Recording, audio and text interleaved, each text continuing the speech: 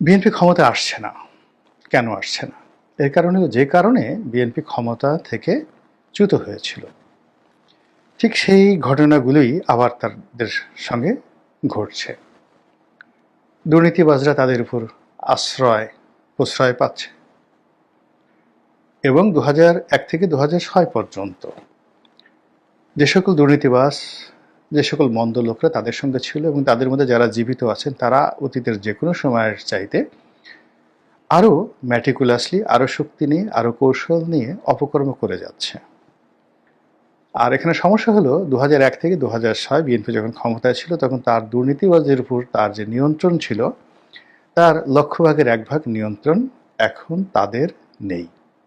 এটা হলো তাদের ক্ষমতায় না আসার প্রথম কারণ। দ্বিতীয় কারণ হলো বিএনপির বিপদের সময় যে সকল নেতাকর্মী তাদের সঙ্গে ছিলেন,